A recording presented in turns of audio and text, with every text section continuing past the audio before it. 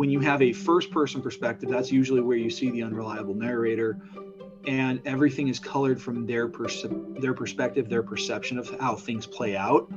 And if you're dealing with multiple narrators, as some stories do, that really colors everything. Because then you get like a Rashomon or 12 Angry Men type of situation where you have varying POVs that differ from one another and provide different context based on personal experiences as well as the sequence of events that take place in the story.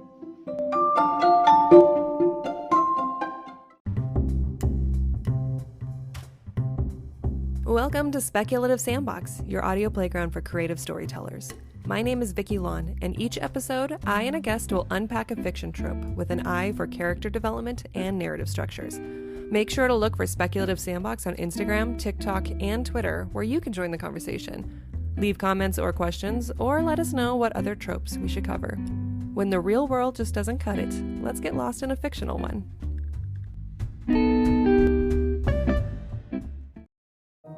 This episode is brought to you by Stars. Lisa Tadeo's best-selling book is about to become your favorite new show. Based on a true story, the new Stars original series 3 Women stars Shailene Woodley as Gia, a grieving and struggling writer who embarks on a cross-country road trip where she meets 3 women determined to radically change their lives. This one is not to be missed. Watch the season premiere of 3 Women now, only on Stars and the Stars app.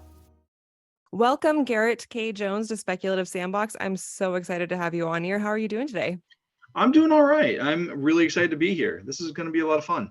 I am really excited to talk about unreliable narrators with you. That's a topic I've been wanting to do for a while, so I was really excited when you selected that one. And before we get into the topic, I have some icebreaker questions for you. Are you ready? Awesome.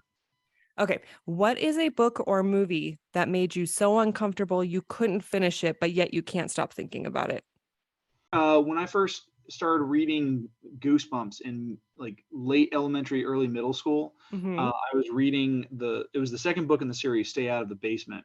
Oh, yeah. And it was legitimately creepy. It was really my first foray into reading horror without like my dad reading something to me. And so it made me really uncomfortable. There's some really creepy moments in that. And when you're, 11 or 12, that kind of really stands out to you. And that, I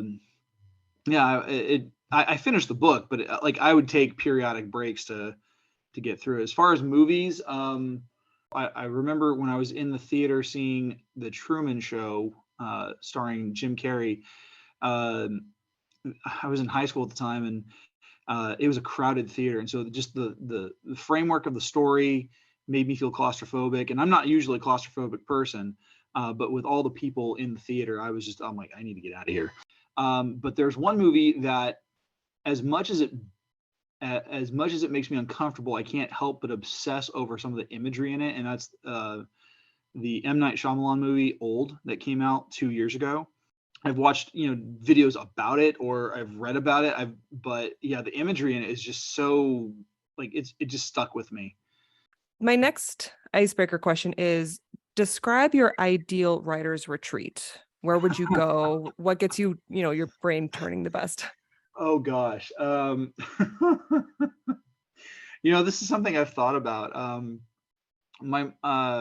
Because my grandmother had this cabin up at Huntington Lake. I'm in Central California. I grew up going to this cabin up in Huntington Lake. It's about 7,000 feet up, and it just gorgeous landscape. I would hike the creek and stuff like that. And so if it weren't for the fact that it wasn't internet capable, I'd probably love being up. Actually, it would probably be better for me, because then I wouldn't have anything distracting me. It would just be, I would just have, access to the electricity for, computer and writing and all that. And then whatever amenities I had as far as like plumbing and cooking. Like when I graduated college in 2009, I went on a 9-day cruise down to Acapulco. And the majority of the time was at sea, and because we were hitting some storms. It was mid-October. I was in the process of writing my second book, which takes place out on the ocean. It deals with pirates and being on the high seas, and it was the perfect environment to be writing. I spent most of my days writing. this last question kind of puts a spotlight on you a little bit while segueing into our topic. So when was the last time you lied and what was it about? Gosh, You're like, I'm busy this weekend. I can't get together, but really you're just tired and burnt out and you want to sleep. You're gonna lie. yeah, I think the last time I lied was a week ago yesterday. My dad comes over and helps me do yard work in my house. Last weekend, after a very long week of work, I'm like, I am burned out. I need a break. And, let's do it next week. He's like, okay, we'll do it next week. And then yesterday came around. I woke up at the time that we would normally start, and I'm getting a message from him saying, hey, let's just go to breakfast today. I'm like, sweet. So it worked out. Yeah, I like I said, I really try not to lie because what happens when that lie gets, when it becomes revealed as falsehood, and then you have to deal with the aftermath of that, even if it's a little thing. And like, I've got a kid, he's 6.5, and I really try hard, especially with him, not to lie, because it's really easy for parents to lie to their kids, Yes. and over little things too. And I don't want to be that parent that does that, because like if I say, hey, yeah, we're going to do this, I want to make sure that we can follow through and do that. Now that people have gotten to know you a little bit more and learned your darkest, deepest secret of when you lied this past weekend or whatever, how about you tell our listeners about yourself and why you're interested in the topic of unreliable narrators? Okay, so I've been a writer for a long time. I mean, probably since third grade. That was the first time I ever really wrote anything of any length. It was a one-page, fan fiction piece about what would happen if I met the Ninja Turtles, which was a lot of fun. And it kind of just got me on this path of becoming a writer. Since 2015, I have published 5 books in an ongoing fantasy series, medieval fantasy. I've published 1 Kindle/audio book of original poetry, as well as been the narrator for a book that's currently zooming around on Audible, called Acid Trip, which is about the author's experiences being in a religious organization and trying to balance that with his teens and young adult life during the mid 80s and the new wave SLC punk scene that hit in northern Utah. So I've got a plethora of experience with this, but I like, with regards to the topic of unreliable narrators make things fun, because for a reader, or I'm a very visual person, so like movies, if you have an unreliable narrator, it makes things interesting, because then you're left wondering, well, did this really happen the way I think it did, or is everything being colored by the perspective of the narrator? Because like when you have an omniscient third person narrator, you don't usually have anything that is unreliable, because the narrator operates as kind of like this God's eye perspective. When you have a first person perspective, that's usually where you see the unreliable narrator, and everything is colored from their perspective, their perception of how things play out. And if you're dealing with multiple narrators, as some stories do, that really colors everything, because then you get like a Rashomon or 12 Angry Men type of situation, where you have varying POVs that differ from one another, and provide different context based on personal experiences, as well as the sequence of events that take place in the story. That also makes me think of Game of Thrones, actually, where you have the multiple POVs, because I remember reading it very not deeply. I read it before the show came out, the first book, and I at that time wasn't as familiar with unreliable narrators in like fantasy. I thought I was reading it straightforward. And it wasn't until later, when I started, reading what people were saying online, that actually, like, as you read each chapter, you can't necessarily take what the person is saying as fact, Mhm. There's a lot of biases, and almost like they're trying to influence the reader on how to think, and then you've discovered the truth of it, or at least a different version of it from a different POV, and then that helps to color, what's actually going on in the world. Which, I mean, it makes sense if you think of the world of politics, right, where Right. one party believes one way, another party believes another, and it's all colored by their perspectives, and you kind of have to come to your own conclusions, what's possibly the truth. Oh yeah, absolutely. And that's kind of the fun thing, because then you get to see the same sequence from different perspectives. Um, I think the execution and some of the dialogue was a little corny, but the movie Vantage Point, which came out in 2011 or 2012, does this very well, because it takes a singular event, which is a terrorist attack in I want to say a European capital. I can't remember where exactly it takes place, but there's 12 different characters that everything gets colored through, and so you get to see the same different sequence of events from their perspective, the things that they do see that are the same, things that they see that aren't the same, different angles of how it took place. So like, whereas you could see one thing happen, like one perspective is dead on, like right in the middle of everything, and you see it right in the front of their face. Another perspective could be like 2 blocks away, and they're seeing it from the side angle, and they're seeing it from it. It's the way it was shot was and edited was brilliant, because it gave you that sense of what's really going on here. I want to get every single perspective I possibly can. It does feel a bit repetitive, because basically you're watching the same movie 12 times in short Mm-hmm. vignettes, but it provides you that idea that you can't rely on just one perspective, especially if you have it being told to you from a first person perspective. Um, and they tried doing this with when Netflix got their hands on the show Arrested Development. The 4th season was done in a non-linear way originally. So every episode was colored from the perspective of a particular character in the show. And the problem was everything was taken out of order. So the events are colored from their perspective in the sequences that they are involved in directly. And so when you look at it as a whole, the season looked really weird. What ended up happening is, because it was such an unpopular way to tell that particular story, Netflix went back and they re-edited the entire season and did it in a linear format, so it was easier to understand.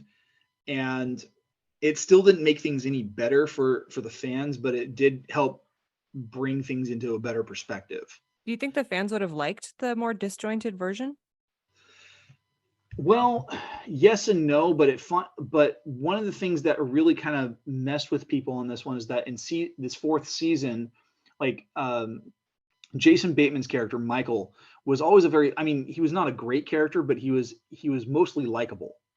By the time you get to season 4 and the way that he is portrayed in season 4, he is awful. He's maybe even worse than the rest of his family. Oh, okay. I Yeah, haven't seen all. I've only seen like a couple episodes of the first season. I didn't realize that happened to his character. yeah. Well, at least that was my take on it. And again, perspective being and perception being the key words here. But yeah, the show. I mean, he's not a great, like I said, he's not a great character, but he was mostly likable in the first 3 seasons, because really all he was doing was just trying to keep his family together. Mm-hmm. This one, he's as much of a chump as the rest of them, and it's not a fun color for him. So, but it's fun, because even in that, because you do have an omniscient narrator voiced by Ron Howard. Ron Howard does play an unreliable narrator, because at the end of each episode, they would say, well, here's what's coming up in the next episode. And they never do that in the next episode. Ooh. Yeah. So they set this expectation of here's what you're going to see in the follow-up. They never do that. And I love that. I kind of love it when storytelling is playful. yeah, You know? I do too. One of my favorite examples of this, where you have that unreliable, well, not exactly an unreliable narrator, but but Jonathan Stroud he's the guy who created the Lockwood and Company series that's now been televised by Netflix. Okay. He has another series called the Bartimaeus series, and there's the first 3 books are a trilogy taking place in mostly modern day. And then the 4th book takes place during the reign of King Solomon of Israel. And Bartimaeus, with the title character, he is a 4th level genie in service to a group of magicians. And in the first 3 books, he's in service to this young magician who's like in his teens at the beginning of the series. So you have magicians who are running politics in England and other parts of the world as well. And so the queen is mostly like a figurehead, not really any ruling. Same with the prime minister, kind of. It's mostly the magicians working behind the scenes. Okay. And they summon these ifrits and these ghouls and these genies, to do their bidding. So there's really no magic other than the summoning spells used to conjure and or punish these spirits. So the rest of it, so like when you think like a book is just floating behind a magician, it's really an invisible imp just carrying the weight of the stack of books. But the chapters that are told from Bartimaeus' perspective are done in a first-person perspective. And so his whole perception is that human beings are awful creatures. They're slave drivers. All they want to do is punish his kind. And even then, his kind, have their own issues and prejudices with one another because they're different classifications and stuff like that. But he is not fond of human beings, and you get that in the way that he talks with other humans. But then you get the chapters that are told from a human's perspective, and the humans, it's told as an omniscient third person narrator. And so what you're seeing is how they're interacting with everything else and why they're driven to do the things that they're doing, especially when it comes to dealing with Bartimaeus. And so it's really kind of an interesting gimmick where you go back and forth from first person to a third person perspective. Those are some great examples. So let's talk about, I looked it up. I saw 4 types of unreliable narrators, and then I found a 5th one. So I wanted to go through them with you real quick and talk about what they mean and maybe some examples that we could think of as we go. So the first one is Picaro, which is knack for exaggeration. Then we have the madman, who is detached from reality. We have the naive perspective, limited by their experience or age. We have the liar, which is the most deliberate form of unreliable narrator. And then we have the outsider, someone who comes from a completely different background and experience than the characters that they're talking to us about. So what are your thoughts on these 5 types? And do you have a favorite kind? I don't really necessarily have a favorite. Because I write from a third person perspective most of the time. But what I do like to do is when I'm writing a character, it depends. Like, so I wrote a short story. It's in the process of being published in an anthology in the next year. And it was written from the prompt was something that was Lovecraftian in nature, H.P. Lovecraft. And I've never really been one for cosmic horror, but I thought this would be a fun challenge. And so I wrote from the perspective of a sailor who was washed ashore on this island, and he is encountering some kind of eldritch deity, and he's going crazy at the same time. And so I play off the madman perspective, where he's suffering for PTSD and he's dealing with mental illness, and he ends up getting corrupted by this entity that he is in contact with, and it forces him to come to terms with the fact that he left on his voyage after killing his wife. Oh, wow.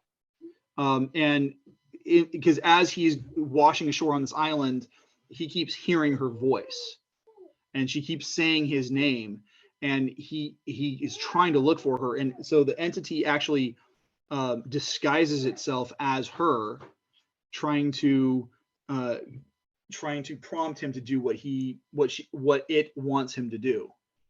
Interesting. I like that use of the supernatural to invoke madness. Another example that I'm trying to kind of reconcile with this particular book, because I can see it kind of balancing between the madman, which is detached from reality, and the naive perspective of being a child. The Life of Pi book, where the main character experiences this horrible event on a boat. And when you read the story, you think he's stranded on this little boat with a tiger and like other animals. And then it's not until afterwards that you realize that the reality is it was humans that was on the boat. And one particular human was murdering everybody, and he lost his mother, and all these things that kind of forced him to almost separate himself from reality to survive. And then now he's kind of healing and telling the story about it. And so I was like, I can see like the naivety of the child having to like protect themselves to tell the story, but at the same time he detaches from reality, so it's like madness. Yeah. I thought that was super interesting. Yeah, and the fun thing about it is, like, you look at Rashomon. Rashomon it tells the same story from from actually four different perspectives. And for a film from the 1950s, it holds up really, really, really well. And so, like, there's four characters. There's the bandit, there's the wife, there's the samurai, and then there's the woodcutter. And the woodcutter actually comes back as a ghost. And so, like, you have these different perspectives. And what's interesting is the wife actually, she comes off as the PTSD survivor because she was raped. And her husband, the woodcutter, is murdered. But then you have the bandit, and the bandit actually operates as a liar. He is like, he doesn't say anything that is true. Like, and sometimes he kind of plays the picaro where he's exaggerating a lot of stuff. But he's nothing you can say that he says is meant to be taken seriously, because all you think of is he's this crazy guy who just killed he killed someone. I take that back. I'm sorry. It's not the woodcutter that was killed. It was the samurai. The samurai is the husband of the wife. And so there's a whole thing that it's just, you have all these different perspectives, and each one it falls into this classification. Because like the samurai, like the samurai is actually the last perspective that's told for the story, and it's told through a medium. Someone's channeling his spirit, and the samurai's perspective is that the bandit asked the wife to marry him, and she accepted and asked the bandit to kill her husband so she could get out of that marriage first. Ooh. And the wife is like, Yeah, and the wife's like, I never did that. He assaulted me. He raped me. He killed my husband. I had nothing to do with this. I'm completely innocent. But then you've got the woodcutter, who comes in. He's kind of the third perspective, and he's just like, no, all these stories are completely false. So how do you find out the truth? The truth is actually somewhere in the middle, because like there is an epilogue, and there's no truth. It's about looking for the details and finding out, kind of exploring the truth for yourself. That whenever you're dealing with a court case, especially court cases aren't about the truth. They're about coloring the truth. It's about the perspective. And you have to go off of the facts and evidence, which is why, like, for example, you look at a great example of this in the modern day would be what happened between Johnny Depp and Amber Heard. Mm-hmm. Amber Heard came out at this whole thing saying Johnny did this, and this, and she showed specific footage. And she leaked it and released it, lied about it, saying that it wasn't her, but it was her, or at least through her people, and showing him in this particular light ruins his reputation. And then they go into trial. and things start coming out in the trial that really show, the perspective in a different light. And don't get me wrong, by no means is Johnny Depp an innocent in this. I mean, he was belligerent, he was drunk, he may have been verbally and maybe even emotionally abusive, don't know to the extent of it, but he's not the quote unquote bad guy that Heard made him out to be. That was such an interesting case because of the unreliable nature of all of it, because you see how people respond to different things. So if you go online, of course, social media, you have people kind of clinging to so many different angles, Mm-hmm. and, teaching each other about it, but it's very divisive. And Yes. which kind of tells you, like, what kind of mess was this in the first place for it to be so divided? Because I watched, scenes of it, and I felt very convinced in one perspective, and then I see like another person's perspective. I'm like, oh, I didn't think about it that way, and you kind of learn from each other. But that's a really great example. Yeah, and it's court cases are really fun to look at because everyone's perspective about it is going to be different, even the people who are involved. Um, are you familiar? There was a murder trial that happened here 15 years or so ago. It was the murder of a woman named Debbie Hawk. Okay, I have not heard of it. It hit national news headlines. She went missing for months, and they eventually found her minivan abandoned in the Fresno area. It had been set on fire and everything like that, and it looked like it had been like a botched job or whatever. And there was no physical evidence linking her husband to the murder, and yet he was imprisoned. And it wasn't until after he had gone to prison, it was just in the last few years, that a bunch of farmers out in the countryside, they were digging something. I think they were like redigging a well, and they found her body buried in a berm. Oh, Yeah, and they did DNA testing. They found it was her. There's still no physical evidence linking the husband or ex-husband to the murder.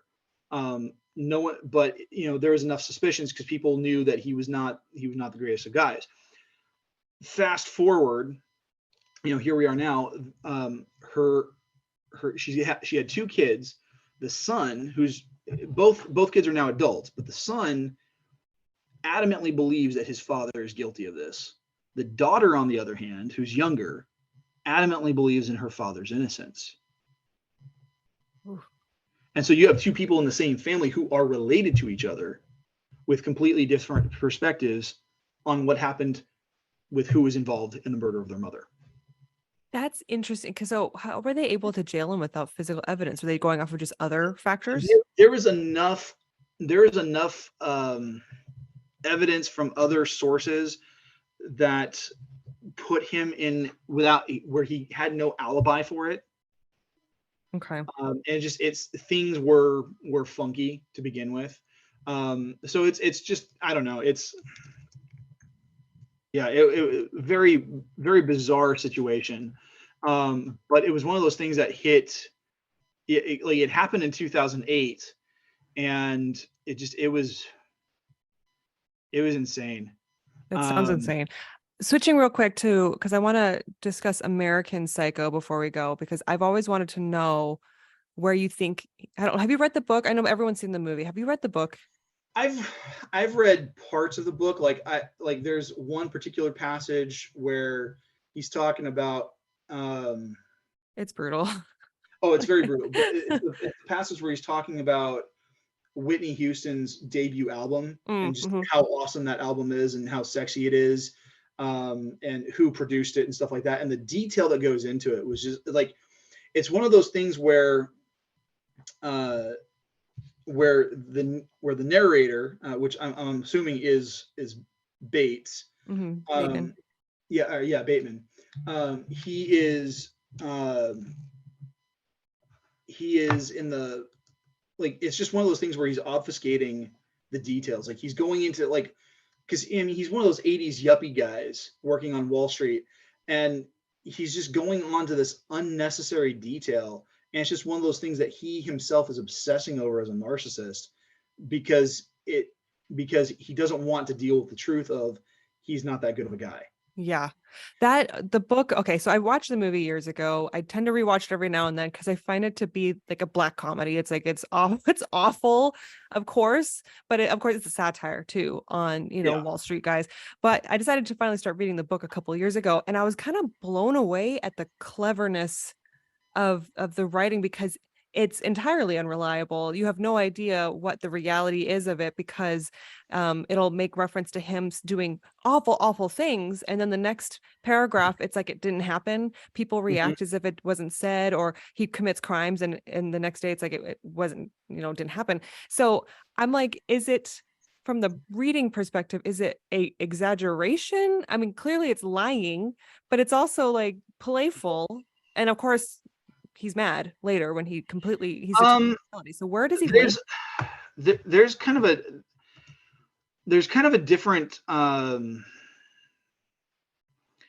different take because like I mean, there is the unreliability to it. Um, he's definitely going from this whole crazy thing, um, because he's a psychopath, Mm-hmm. um, but there's also this. He's also coming at it from the perspective of a criminal. He knows that he's not a good guy. He knows that he's awful, and so he becomes a willful liar in that regard. So this is where you have an unreliable narrator who crosses the boundaries of different categories, Mm-hmm. and so because of that transition of of from one category to the next, it's really hard to pin down exactly what it is. And I think that fits in very well, especially with Bateman's character, because he is a narcissist. A narcissist, um, just from a clinical perspective, tend to, uh, Lie. well, it's part of their nature, but they tend to bounce from one categorization to another very easily, like just like they're changing a jacket or something, simply because they want it. They are, um, Well, I always feel like they're shifting their reality constantly, and they they are believe that is the truth. right, and they are doing that, but it's about mitigating image. Okay. And so for Bateman to be the narrator of his own story, he is mitigating the image that you as the reader are getting of him, uh, in the story. And so the more you read into it, you're going to see things, and it's like, man, this is kind of cool, but at the same time, he's awful. Yeah. He's just It's an it's awful so character. it's so I found it to be such an interesting way to narrate it, because I highly recommend the read for those that can stomach it, because the way that it plays with your head, you feel gaslit, you feel manipulated, and the Mhm. fact that the author could capture that in a story, it's a gross but like stunning book. Yeah. Oh yeah, And and oh, and go ahead. Ellis's writing on it is just it's really superb. I've only been able to like read bits and pieces of it. I don't actually have a copy of my own, and just because it's not usually the kind of thing I get into, but it it is just it's so well done because he plays the character. Christian Bale, just he's a phenomenal actor. He plays the character well, and Ellis's writing of Bateman is so superbly done that you get this fully rounded character, even though he's got some missing pieces. Hmm. Yeah. And for readers that are interested, I don't know if you've heard of this. There is, oh shoot. And of course, as I'm talking about it, I'm forgetting the name of the book. There's a female version, not like a literal female. I know that they made one with Mila Kunis as a movie, but Hmm. there's a book about the fashion industry or the fashion magazine industry where a woman is working for a company and her perspective is also skewered and she goes and kills people, but then it's like it didn't happen.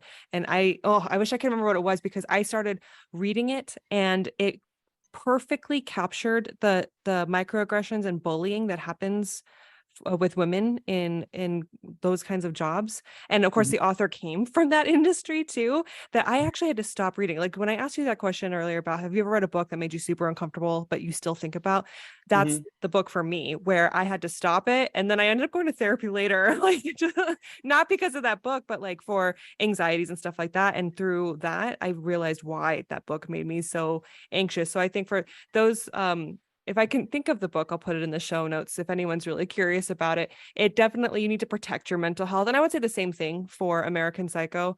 You have to kind of protect your mental health and know what you're kind of getting into before you start.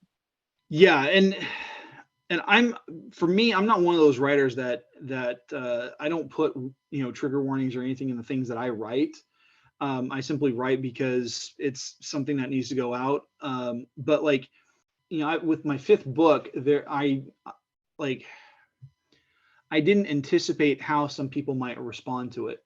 And the gal that I'm currently dating, she's actually in the process of reading through the fifth book in my series, which she was telling me that she had to stop reading for about a day after she finished a particular chapter because there's a scene where a character gets tortured, and it for her with some of her past experiences, um, it triggered something for her, and I'm not going to go into the details there because that's shared, that's confidential information. But I had to take a step back and kind of reconsider. I'm like, do I need to start putting these kinds of warnings into my books, because it's not something I've considered in the past, because I'm personally, I'm one of those readers where I'm like, I'm going to read something, it's probably going to make me uncomfortable. If it doesn't make me uncomfortable, then it's not worth reading. Mm-hmm. um or watching for that matter.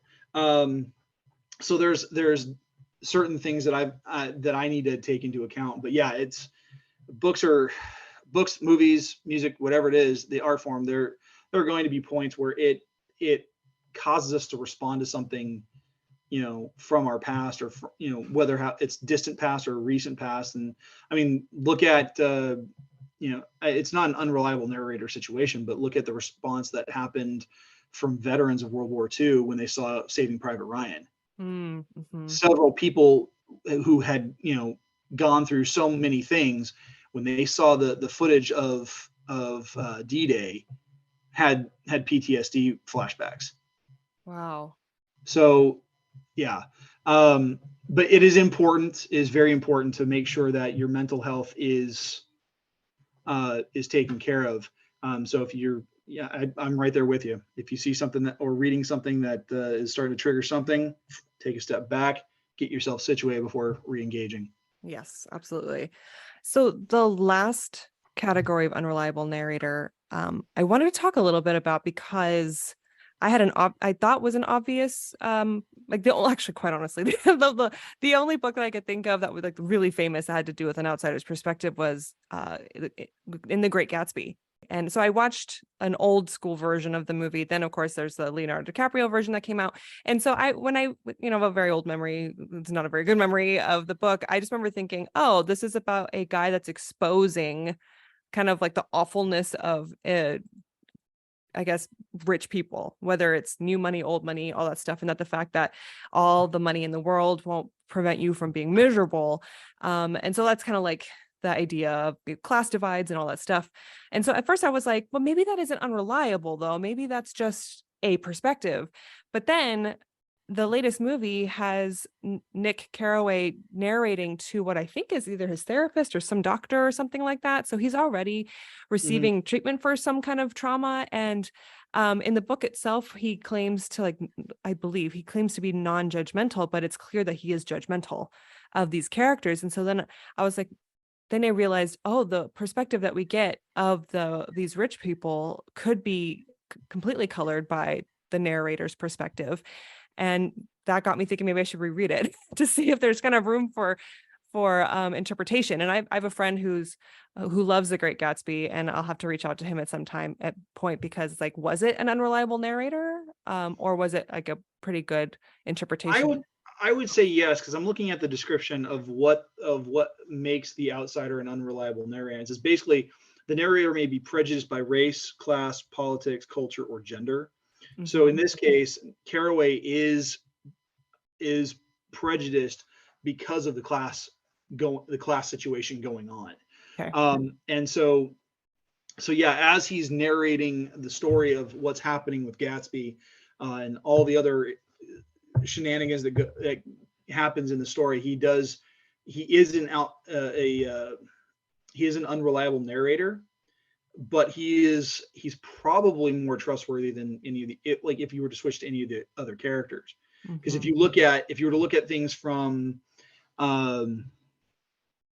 Gatsby's perspective, he would be considered a crazy person because drugs and alcohol being kind of the thing that's going on for him, because like this is post World War I. It takes place, I mean, the story's being told in the 1930s, but it's taking place during the Roaring 20s, and during the 1920s, for the most part, the United States was under what's the word? The Roaring 20s you're talking about? Yeah, prohibition. Prohibition. They're under Yes. prohibition. So the fact that alcohol and is being used is, that's a no-go for launch throughout most of the country, and so he'd be considered a crazy character. Then the fact that he was completely lying about his, well, not lying, but like putting together a fake persona in order to get closer to Daisy, he's entirely unreliable. Yeah. So yeah, you have, I mean, there's tons of great examples of that, because like if you were to switch from, looking at characters, Daisy, for example. Yeah. I mean, she's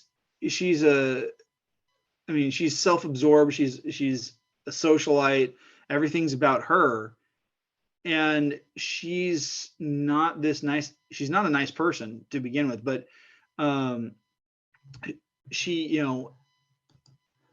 kind of falls in line as kind of the innocent type character, because she's caught in the middle of all this. Because the conflict between, that arises between her fascination with Gatsby and being married to Tom Buchanan, it's this one of the central conflicts of the story. And so the fact that she's kind of caught in the middle and she's dealing with that, she doesn't have like the typical traits, like having lower than normal intelligence or having some other kind of disability or anything like that.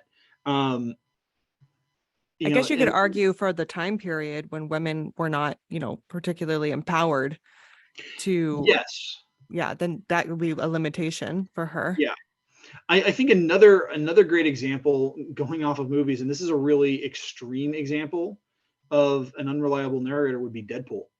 Because Deadpool constantly breaks the fourth wall, and he has ever since his inception as a character in the comics.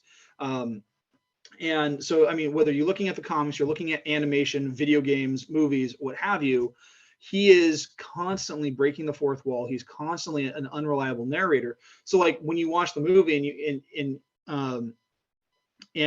he talks about like especially the second one, because that's the one that's more fresh in my mind. He says that this, the movie's a family movie. Well, that takes into a whole lot of consideration of, well, what classifies a family movie? Because like I remember going to see the first film in theaters, and sitting right next to me in the row are a pair of kids who are like under the age of 6, and their mom is like, I mean, the stadium seating, their mom is like 10 rows above us, completely oblivious to what her kids are doing, and her kids are crying because of all the violence. Oh my God. Oh yeah, they had. I'm like, where is the parents? Oh my! And you had to deal with that. Like, I don't mean deal with that, but I mean like you like you're there with them. The mom's not. I'm like, this is an R-rated movie. There's tons of profanity. So this is not a family-friendly movie. Mm-hmm. At the slightest. And then you look at his description of it. Yeah, it's a movie about found family. Got it. He's mincing words because that's what he's talking about. Yeah, it's a found family movie. Right, exactly. So, and Deadpool's great about that. Like he kind of plays he's kind of a crazy character. He kind of plays, well, He kind of plays the criminal as well. He's a willful liar, so he crosses those classifications left, right, and center. One of my favorite iterations was in the Ultimate Spider-Man cartoon series that Disney put out. They had Will Friedle doing the voiceover for Deadpool. Oh, did they? I love him. I didn't know he did that. Okay. He's hilarious in this role. And so like he gets really zany, takes Spidey out on an adventure. And this is a version of Spidey that's like he's a high school age, he's like 16 at the most. And so he and Deadpool go on a romp throughout Manhattan, and they end up going into a fight with Taskmaster, and all Deadpool wants to do is kill Taskmaster. But because it's cartoon and he knows it's a cartoon, he can't use the word kill because of censorship. Okay. So he uses the word unalive. Yeah. And it takes Spidey a couple of times to hear that before he realizes, wait a minute, when you say unalive, he's like, yes, we're going to permanently remove him from existence. I love that. I need to go look that up now.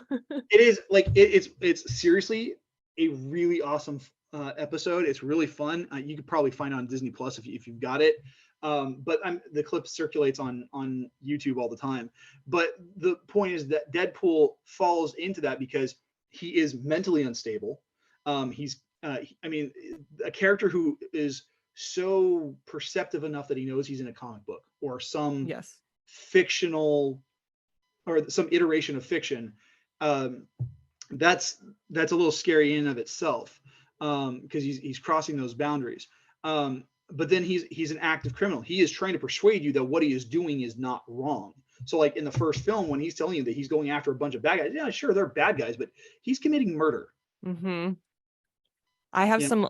Oh, sorry. What were you going to say? He's cutting people open. He's stabbing them. He's blowing them up. He's giving them, atomic wedgies. Mm-hmm. So not necessarily. That's a great example. Deadpool is fantastic because there's also comedy to it, right? There's comedy, and that's where it also falls into the picker of the exaggeration, because exaggeration is comedy, and you use that to lean into the unreliable narrator. Yes. Okay, I have some listener submitted questions for you. Ooh. Yes. That's great. I like listener submitted questions. Yes, we only got 2, but that's pretty good. I think maybe they were just really excited to hear. I think one person just said, I'm just excited to learn about unreliable narrators. So I was like, perfect. So the first one is it possible to rehabilitate an unreliable narrator? That's a good question. I've never even considered the idea of rehabilitation. I think it depends on which version of the unreliable narrator you're looking at, because if you're looking at like say like an innocent type character, like say Forrest Gump, because if you go through the movie, Forrest is he's the narrator for the story up to a certain point, and then it becomes more of an omniscient thing.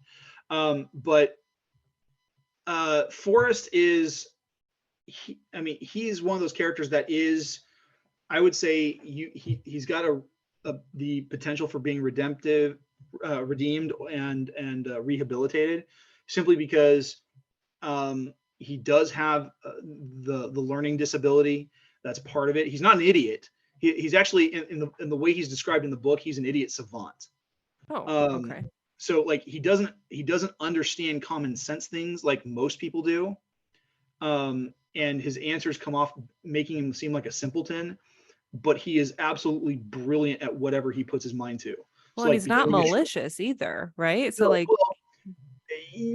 if you're looking at the movie, yes, but in the book he has like some severely racist statements throughout the book. But part is that reflective of the author, or is that like his character? It's more reflective of the time period in which he grows up.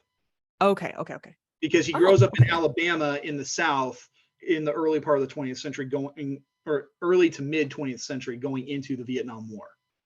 Okay. So like 40s, 50s, 60s, 70s, 80s. So there's that factor to it. So he's not the nicest of people in the book. But it's, Tom Hanks, Hollywood's dad is, playing him, so we have to tone it down.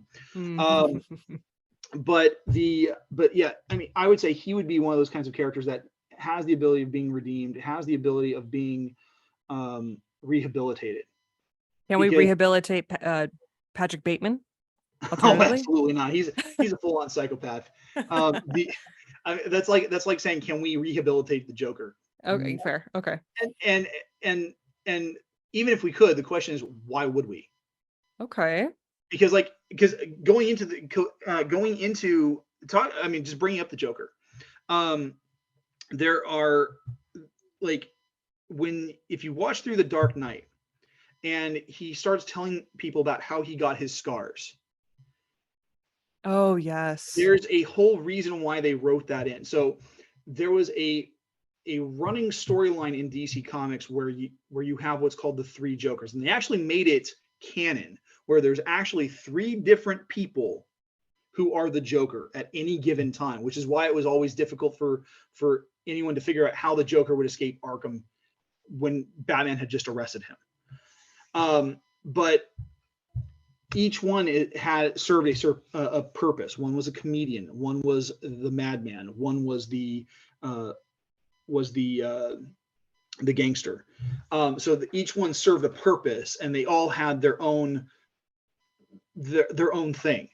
And I haven't gone through and I haven't read that full storyline, but the way that Heath Ledger goes about telling the Scars story in the film is kind of based on that, because there's a couple of different versions that even the Joker has told from time to time to people who've listened, that he was a failed comedian who got in deep with the sharks, and this is how he had to make his money back, or he was a gangster, and a low-level thug, and he got betrayed and he turned out crazy, and so you have these different versions. And so even his own story is unreliable, because no one really knows which version they're going to get, and even he doesn't know the right version. So if we were just dealing with one person, he's deliberately lying to us. He is crazy. He is a psychopath.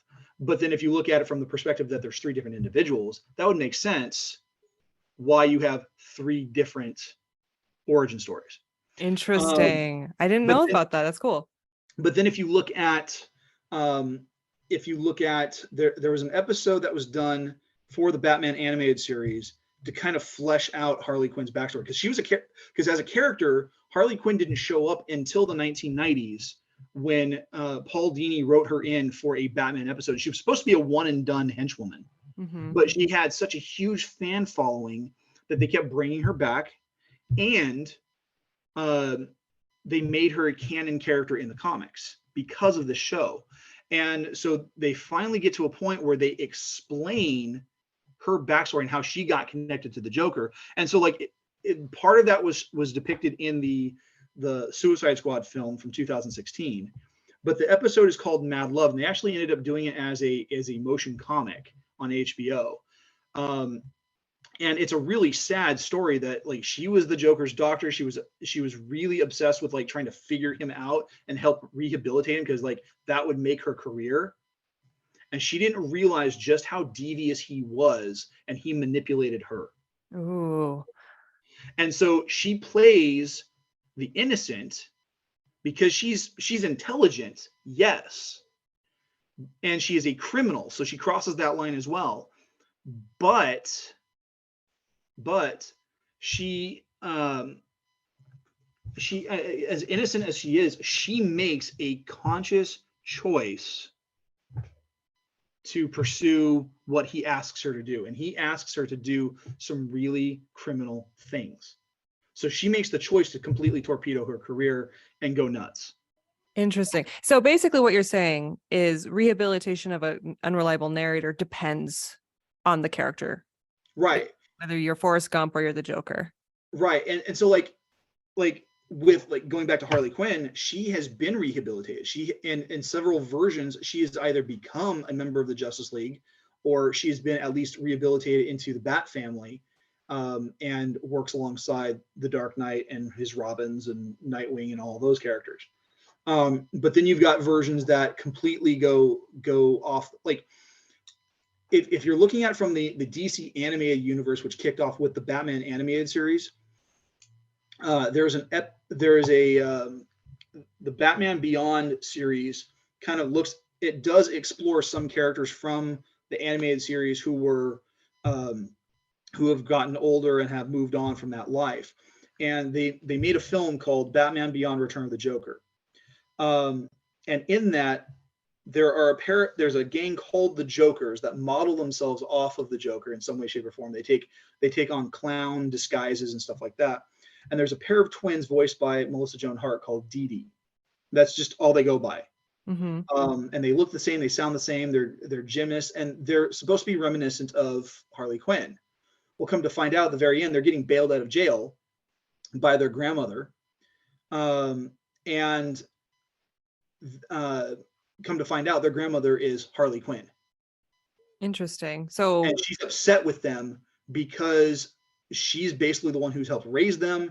She's the one who's been looking out for them. And here they are getting themselves in trouble with someone claiming to be the Joker. interesting. So she had a redemption, basically. It's off screen, but yes, that seems to be the case. Interesting. Okay. All right. Here's the second question. The last question, actually. Why can't they just do what they say they're going to do? The unreliable narrator? Yeah. Because their goals are in conflict with one another. So when I initially talked with you about doing this episode, we had mentioned The Prestige. Mm-hmm. And The Prestige is one of my favorite movies. It's one of my favorite books. In fact, I just finished listening to it on audio, and it was absolutely captivating. Both the movie and the book are done in what's called a diuretic format, where it's all done through journal entries and diary entries. And so what you see through the majority of the movie is one character reading the journal of another character, with the exception of like the prologue and the epilogue of the film. Mm-hmm. And even with the book. And what happens is these perspectives color what's happening. And so like the two main characters, Rupert Angier and Alfred Borden, you can see them playing at odds with one another. You can see there's conflict in what they want to do, what their end goal is, with what their immediate goal is. Like both magicians want to be the best there is at performing this trick called the Transported Man. Whereas Borden gets really antagonistic with Angier, and Angier, for the most part, tries to stay away from it, but in the process of outdoing Borden, comes to a point where he loses his own humanity.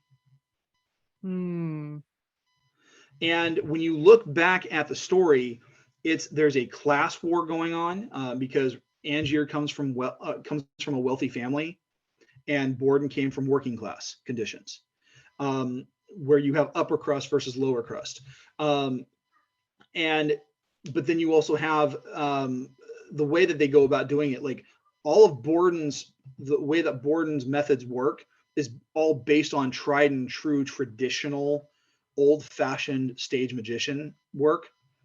Angier is always upping his game to the point where he has a machine built by Nikola Tesla, and it's meant to do something that he wasn't anticipating it would do. Now, in the movie, spoiler alert if you haven't seen the movie, basically it's a gigantic Xerox machine. And in the film, Angier, who's played by Hugh Jackman, doesn't know if he's going to be the man in the box or if he's going to be the man in the Prestige at the very end of the trick. Like it's splitting his consciousness. In the book, it actually takes it a different route, wherein the original body that goes into the machine actually dies. It like a still life, whatever pose it was in before passing away, it's stuck in rigor mortis, and his consciousness in a new body is transported where it's supposed to go. And so what ends up happening is the way that he loses his humanity is that in the book, he's in the middle of the transportation and Borden shuts down the machine. So the physical body is still in one place. The consciousness gets split somewhere else. And over the course of the next few months, Angier's body, his physical body, dies. while his consciousness that remains, which is separate, is like a ghost. Interesting.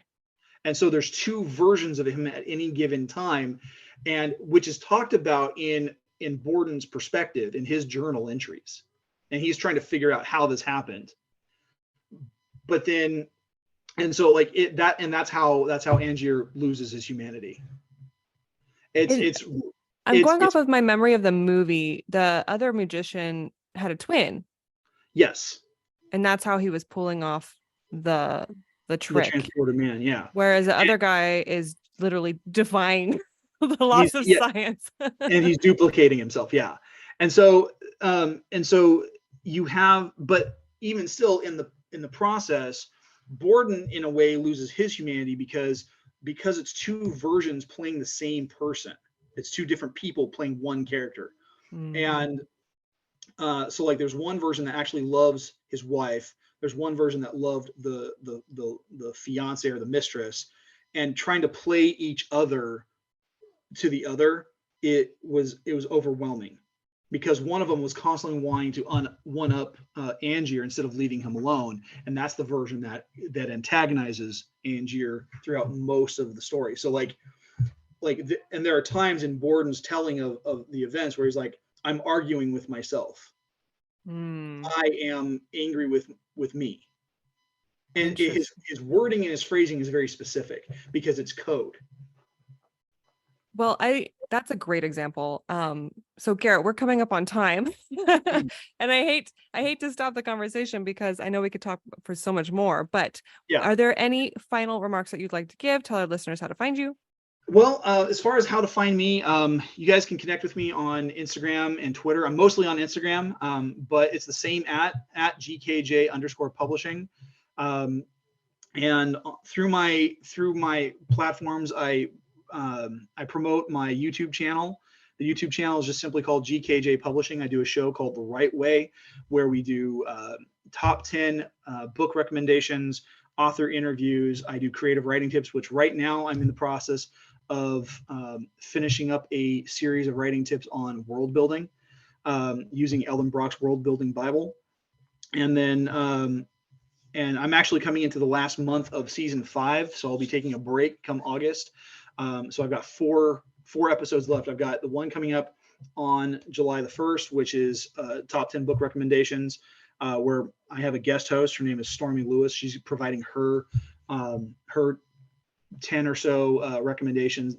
The week after that, I have an author interview with a wonderful fantasy author, and then I'll take a break mid-July for to do a live stream on Instagram, and then one writing tip video, and then the last Saturday of July will be a special season closeout. Speculative Sandbox is a volunteer-run podcast that relies on the collaboration of fellow creators like you. Join the conversation and participate in fun polls and questionnaires on TikTok, Instagram, and Twitter. Interested in being in a future episode? Our DMs are open, or you can email speculativesandbox@gmail.com.